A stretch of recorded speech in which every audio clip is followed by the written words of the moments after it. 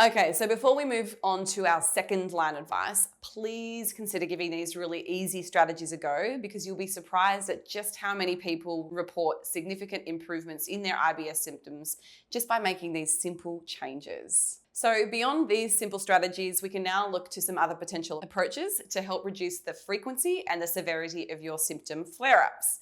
So there are another 4 categories that I'd like to list. So the first is stress, the second is lifestyle, the third is your diet, and this includes things like dietary fiber and FODMAPs, which, by the way, I'll be doing a separate video on this in more detail, and then medications and counselling. So let's have a look at stress. So stress has been linked to more exaggerated IBS symptoms. So to manage the amount of stress in your life is so important for helping to improve your symptoms.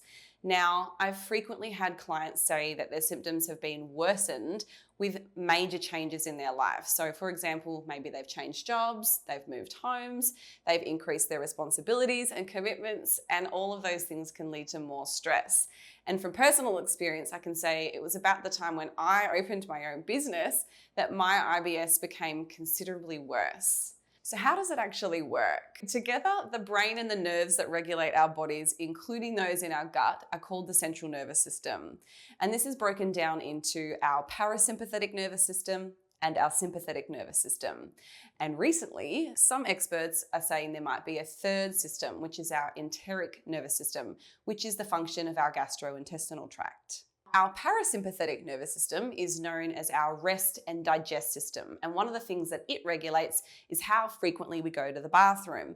The sympathetic nervous system is our fight and flight response, and stress and anxiety, if they trigger this system, it can cause a chain of reactions and secretions of hormones that help regulate how fast our heart beats, as well as blood flow to our muscles. It also regulates our gastrointestinal function, which consequently helps to regulate the speed of those muscle contractions. So for people with IBS, the connection from the brain to the gut is somewhat disrupted. For some folks, they experience significant increases in gut motility, and this can lead to diarrhea.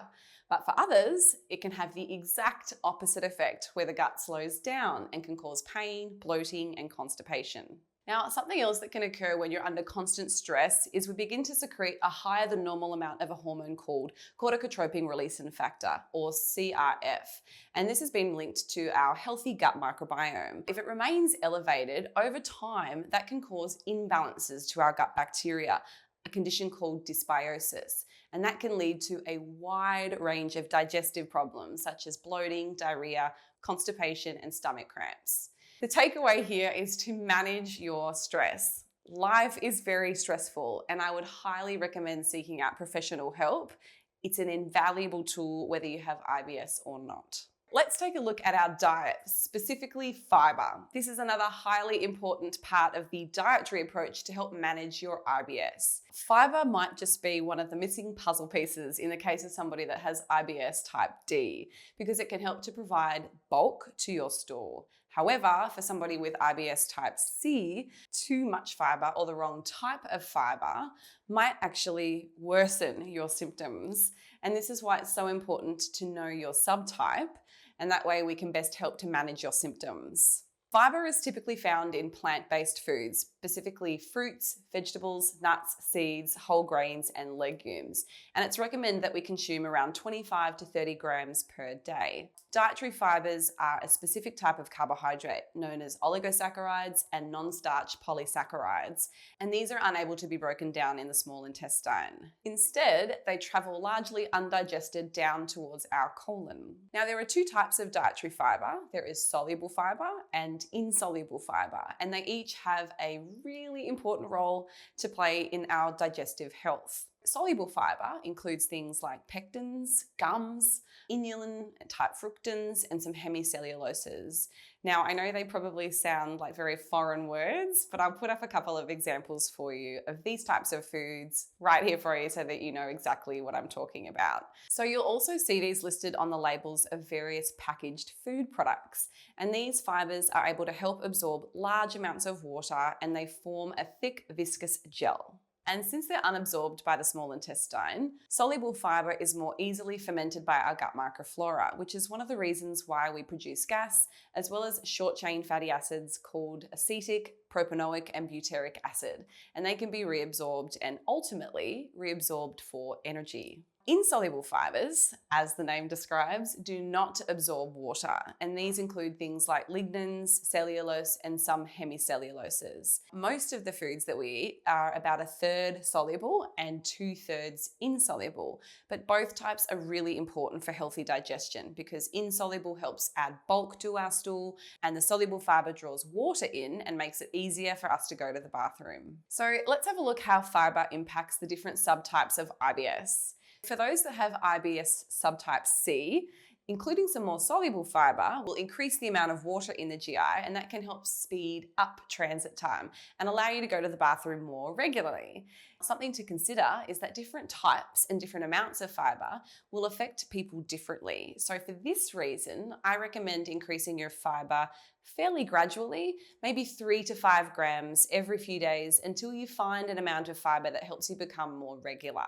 For somebody with IBS type D, they may require more insoluble fiber to help provide bulk to their stool and to help slow down their digestion and reduce the frequency of loose stools and diarrhea. The second part of diet is FODMAPs. FODMAPs is an acronym that stands for fermentable oligosaccharides, disaccharides, monosaccharides, and polyols. And people have found that by eliminating these FODMAPs can be a very effective way to help manage your IBS. This is a huge topic and worthy of an entire series of its own. If you'd like to learn a little bit more about FODMAPs, there is a link to an article on my website, as well as a video I already have on my YouTube, which covers this topic in a little bit more detail. Let's move on to exercise. Why is exercise important in the management of IBS? Low activity levels have frequently been reported to worsen IBS symptoms, and the reason for this is thought to be due to exercise's effect on gut motility and transit time. A clinical trial in patients with IBS found that 12 weeks of regular, moderate activity significantly improved gastrointestinal symptoms and their quality of life. Now, other studies have found that participation in regular exercise has helped to relieve not only pain, but bloating caused by gas and may encourage more frequent bowel movements.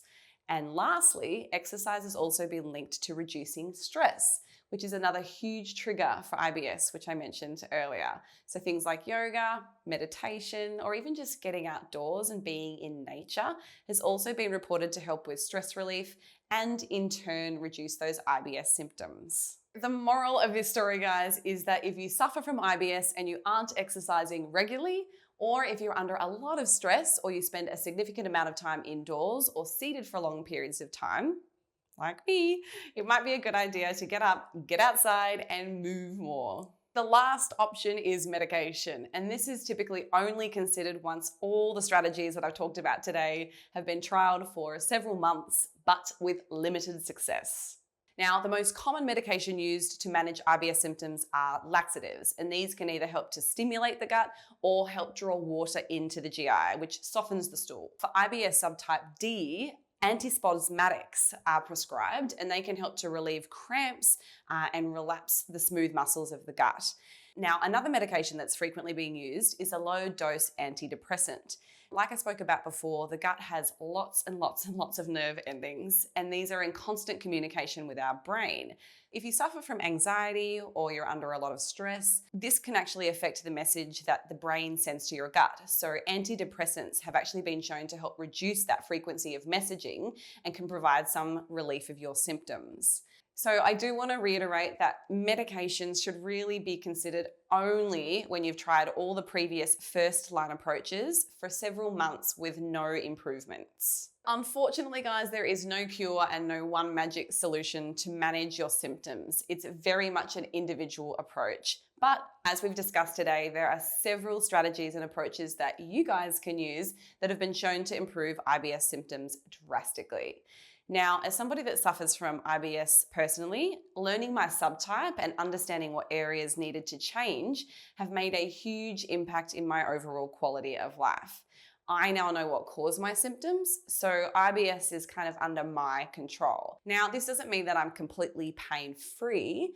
There have definitely been times where I've either eaten too quickly or I'll order something at a restaurant and it contains one of my FODMAPs. But I know for the most part what makes my symptoms worse. So it's up to me if I want to avoid them. I hope that this has been a helpful video for you. And if you know somebody that would benefit from this video, please share it. I just wanted you to know that you don't have to live in constant pain, and simply investing some time to monitor your symptoms, learn your subtype, and commit to a few of these small changes can drastically improve your quality of life. That's it, guys. I'm done. There's no more IBS.